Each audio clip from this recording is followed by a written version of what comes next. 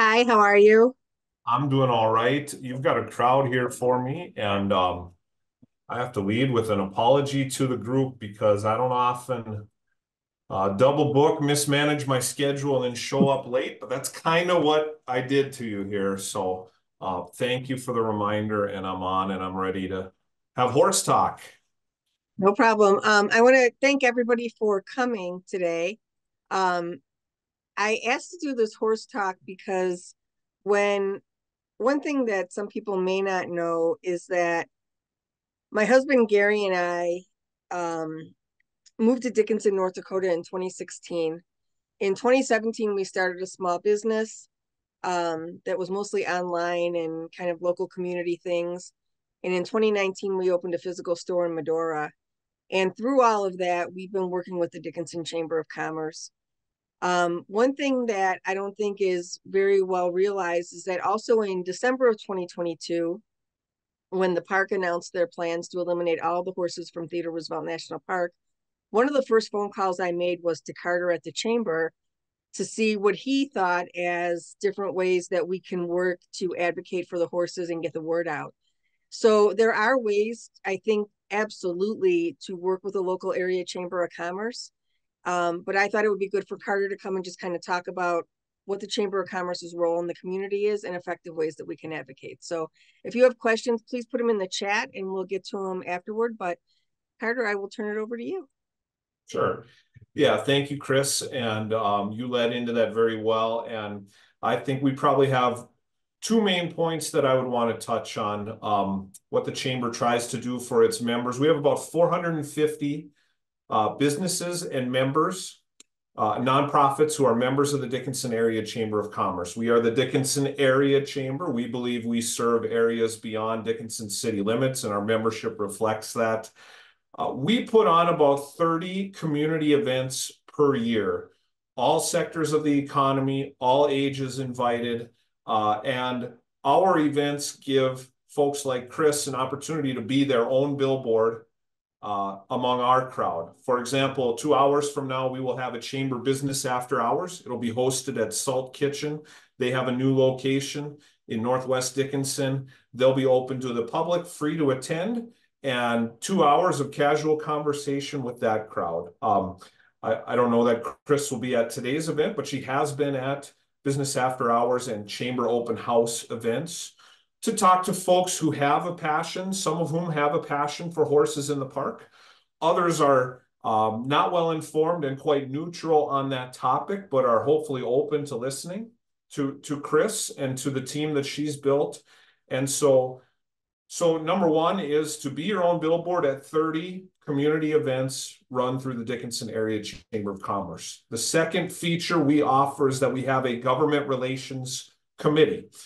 We believe healthy working relationships with our elected leaders are very important. The closer those elected leaders are to home, the more access we have to them, and the further away they serve, the less access we have. So we know we have elected officials locally, the city level, the county level, the districts serving in Bismarck, and then you take our representatives in Washington, D.C., right? So over the course of a 2-year cycle, we have events called Coffee with the Legislators. We put those on during the North Dakota legislative session years, the odd numbered years. We scheduled 9 of those for the winter and spring of 2023.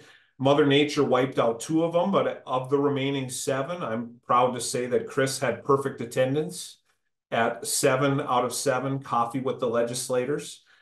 We had members, representatives from districts 37, 36, 37, and 39 rotated through that schedule. Chris then waited patiently for opportunity for public question and comment at each and every one of those. And there were sessions where I had her go first. There were sessions where I made her wait at the back of the line. And regardless, she raised the issue to the forefront for individuals like Representative Mike LaFleur, Senator Dean Rummel, Keith Kempenek of District 39, Greg Kessel, total of 9 representatives and senators attended those. Okay, what else do? We do an annual State of the City with our mayor of Dickinson. We do meet the candidates events prior to elections. So here in May and June of 2024, we're going to meet candidates for Dickinson City Commission, Dickinson Park Board, Stark County Commission, District 36, it looks like. Okay.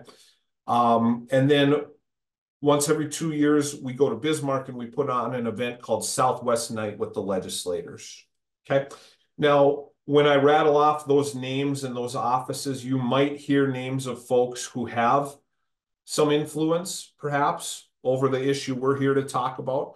Others might be pretty far removed from the ability to sway the important people for the fate of the horses in the park. But that's who we have access to at the Dickinson Area Chamber of Commerce. And we do our part to help Chris build the coalition. And I think we're seeing a lot of evidence that she has done a great job with that. You know, Chris, I've done my best to read the most recent headlines and stories. And one of the things that caught my attention is that public commentary, you know, the windows for public comment on the issue of horses in the park, 19,000 plus comments have been made. 45 were on the side supporting removal of the horses, which means the remaining 19,000 plus were against the removal of horses in the park. You have built what looks like to me landslide numbers. It's just, you know, will the federal government on down recognize where those numbers are and listen to the public comment that has been made? Chris's information is built into our Tuesday e-newsletter that reaches 1,000 local inboxes. I would hope that at least some of those public comments in your favor came from a click that was made in our e-newsletter to find the proper link. So I've rambled for a while now, but that would be the short list of ways that a chamber member can get their message out through our channels. And you know, I'd love to hear more from you, Chris, or however you want to guide this conversation the rest of the way. But those are the thoughts that come to mind off the bat on my end. So I appreciate that. One thing I think that you didn't mention is you are actually a nonprofit organization, correct? We are, you know, our tax status is 501c6, which is not a 501c3, but a C6 is a membership-based nonprofit. Roughly 60% of our annual revenue comes from membership dues. Chasing Horses is a nonprofit dues-paying member at our 165 annual rate. But yeah, we're a 501c6 nonprofit ourselves. The other thing I tried to help the cause is I came out to your event in Medora last summer, Chris, and I didn't bat leadoff. I batted second. You had a Harvard expert go first on this issue. Why was I there? I was just there to say the Dickinson area and our members are paying attention to all issues affecting the local economy. We know that some people who pass through our area are horse enthusiasts, and that we would lose some folks coming to our part of the country in years ahead if horses are removed from the park. I mean, maybe I'm stating the obvious there, but we are generally supportive of almost anything that would drive traffic to southwestern North Dakota. That, of course, includes horses in the park. I wanted to get to your event and just make that point, and then I had to be on my way that day. But I wanted to show up for you, Chris. So We appreciated it. And I also appreciate too, again, when that event came up, one of the first places I went is into the Dickinson area chamber and had a meeting with Carter. You know, how do we make this event successful? You know, how do we get donations? How do we get Coke and Pepsi on board? I mean, those were big things that we had done and conversations that we had and ways that we collaborated. The yeah, other thing is, and the biggest reason why I asked to have this meeting with you is that I see a lot of times in wild horse advocacy where there'll be a call to action that somebody gives and they'll say, call the local chamber of commerce. And whenever they say that, I cringe inside because I think since we've been here in working with the chamber office, there have been anywhere from 2 to 4 employees in your office. again, a small nonprofit, and I don't see the benefit of flooding your office with calls saying, um, please keep the wild horses in Theodore Roosevelt National Park, unless you haven't disclosed something to me and you have the answer on how Yeah. we save the horses. If you can talk about that and how um what that looks like and what you would say or how that would even impact your office. Yeah, I mean, I just generally we have a team of two full-time, two part-time who I believe are very friendly, and we view ourselves as Southwestern North Dakota's Google, and we field lots of questions for lots of reasons generally at the chamber. We're going to be friendly and welcoming to whatever comes our way, and we have not been bombarded with such calls, but we do not claim to be the horse experts or necessarily the history experts, although I'm certainly trying to brush up, and I was a social studies teacher in my background. Okay, and then, but it is leadership in Washington D.C. and perhaps at the state level who can be most influential on this. We will do our best with any calls that come our way, but generally they need to be redirected elsewhere.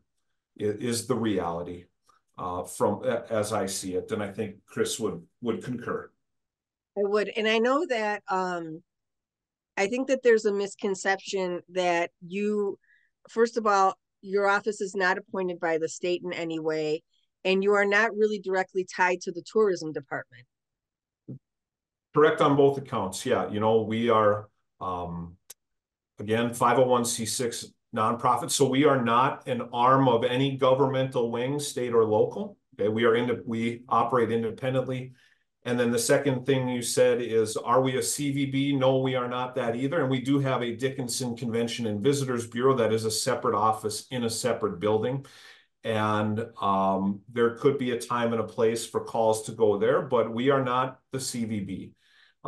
You look at Medora, I think Medora's chamber and its CVB are entirely volunteer board member driven also. Okay, but we are a chamber. We are not a CVB. There are communities where chamber and CVB are united under one roof and one united leadership front. No, we are separate in Dickinson, North Dakota. We are a chamber only.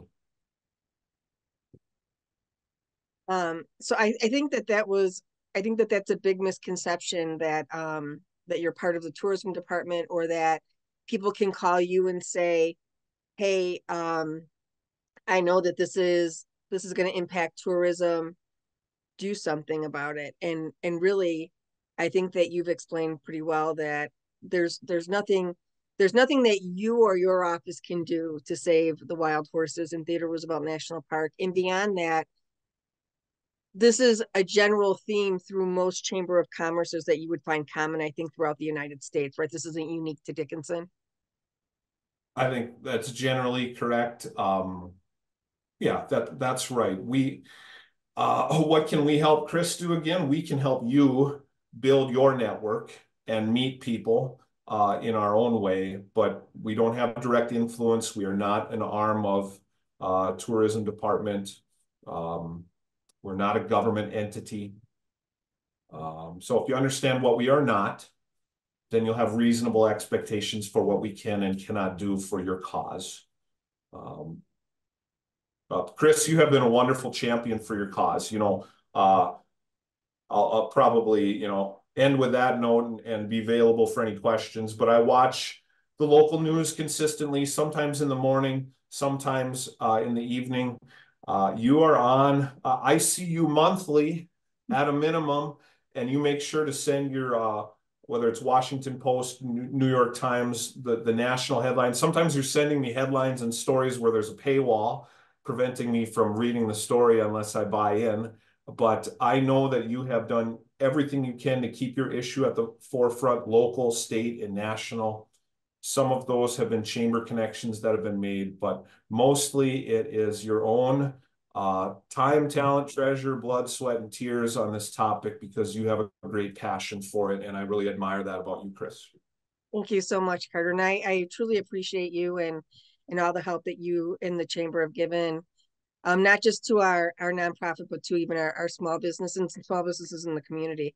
Does anybody have any questions for Carter? I hope that that helps explain the role of a chamber of commerce and why this is not a good call to action.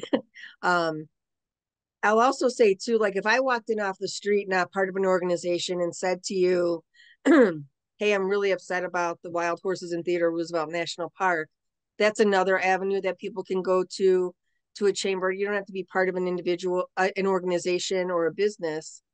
This is where the other side of the chamber, I think, is you would help pair individuals up with businesses or nonprofits that could help with whatever their concern was. Yeah, I think I follow your train of thought here. Generally, we view our role in the community is to, you said 5 minutes ago, bring Coke and Pepsi together at the Right. same community event. Right. There, on the topic of horses, there are folks who see the issue differently than you do. If those folks exist, we are to, listen to them, give them a forum where they can participate. We haven't seen that, obviously. That has not bubbled to the surface. So I don't know if you're Coke or you're Pepsi in that analogy, Chris, but we haven't seen the other side of the coin. But bottom line is we try our best to work with everybody. And when we have a government relations or a public forum event, my job is to moderate, to referee, and make sure it doesn't turn into a food fight, Right. right? And I think I've done my part there. People were civil and well behaved generally at those coffee with the legislators on all topics. And I'm grateful to be able to say that. You can't just say that anywhere you go in the Oh, world and in America in 2024. Thankfully, Western North Dakota citizens have been, I think, civil and well behaved, but yet passionate at the same time on this topic. right. So does anybody have any questions for Carter that we haven't answered today? I think it was kind of pretty straightforward, but if there's anything that we missed, just type something in the chat. I appreciate your time, Carter, as always. I know you're a busy man. Thank you everybody for coming. I hope that this helped clear things up a little bit. Um, this has been a huge learning curve for me also too, intricacies of government and how things work. And I'm always happy to help educate people on who can help, how they can help, and the best ways to advocate. Because we keep saying educated advocates are what we need, so that we're not wasting time in local chamber of commerces or anywhere else in what we're doing. So thank you again, Carter. I truly appreciate it. And thank you everyone for coming. Thank you, everyone.